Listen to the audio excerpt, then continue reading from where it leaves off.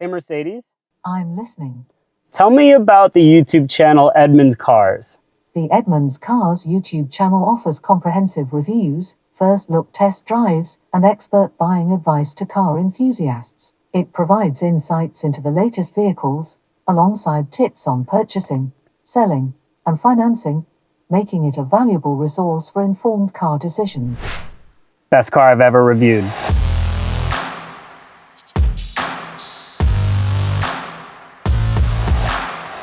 Mercedes could use a little bit of a reset, and you're looking at it. This is the new CLA, the first of its next generation of electric vehicles, which promises to be way more efficient and offer a completely new set of technology to go with it. So the old CLA was gas only, but the new car will be offered all electric and as a gas hybrid.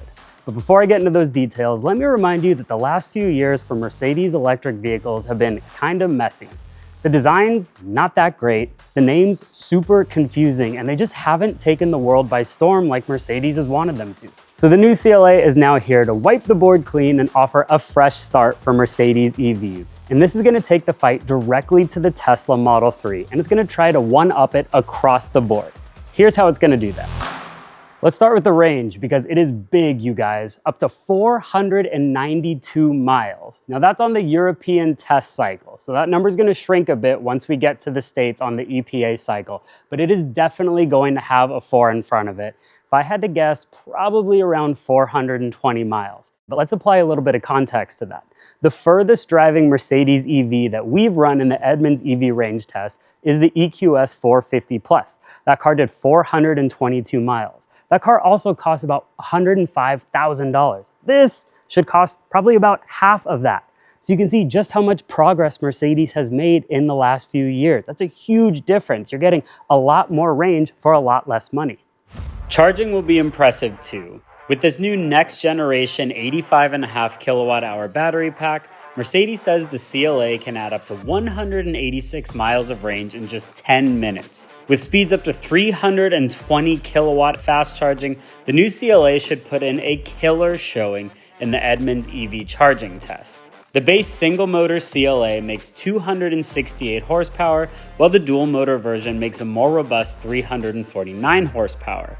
These early versions of the car won't be the quickest ones. There will be AMG versions to come. 4.8 seconds to 60 is the best case scenario at the moment. 6.6 seconds for the less powerful version. Now remember, the trade-off with less power is that it comes with more range. So you are looking at the CLA Hybrid. Right away, I'm a little hesitant to call it a hybrid because this is technically what we call a mild hybrid. Now, without getting too dorky, all that means is that this has a 4-cylinder engine and a teeny tiny battery that goes along with that. It means it can drive for very short distances in electric mode in city and on the highway. We don't know the horsepower just yet. We don't know a lot of details on this, just that it uses a 4-cylinder and an 8-speed transmission to go along with it. The electric car will come first. This car will follow suit just after that. Knowing the market right now, it makes a lot of sense that Mercedes is going to develop this car to go along with the all-electric version. There's a lot of customers that will want an efficient, gas-powered version of this car as well. Makes a whole lot of sense.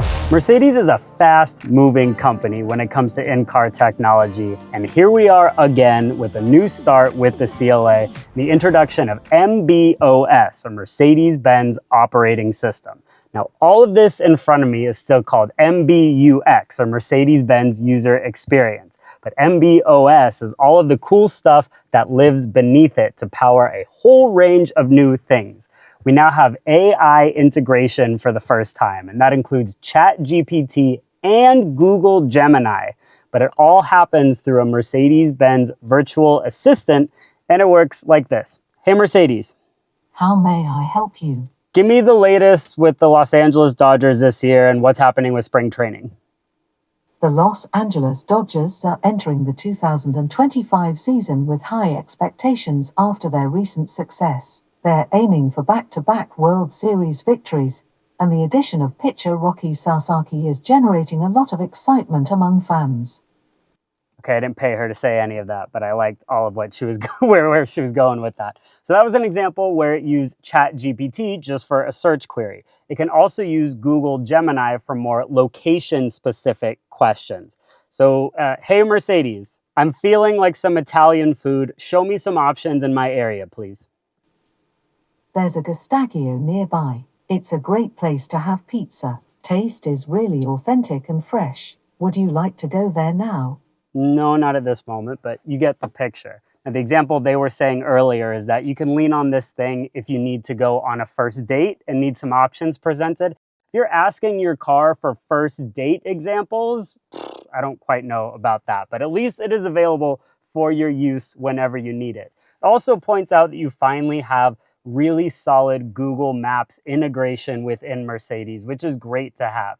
It's not the full Google Maps experience, but it's nicely integrated in to the Mercedes-Benz system here. It's a lot to take in at first, but it's all done in a way that does make sense, especially once you start to play around with it. So once you've gotten used to just how much screen is in front of you, you can start to take in the rest of the cabin, and you realize that this is the entry-level car for Mercedes, and they have stepped it up quite a bit. The center console looks fantastic. This is kind of like a carbon fiber finish, but they have a ton of different ways you can finish this. The materials on the door are super elegant. The ambient lighting is integrated in new and very creative ways. It's super elegant and elevated for what a CLA has always been. I like what they've done in here a lot. One thing that really caught me off guard is this big piece of glass over my head. That's normally always an optional extra on a car, but every CLA is going to come with this big glass roof.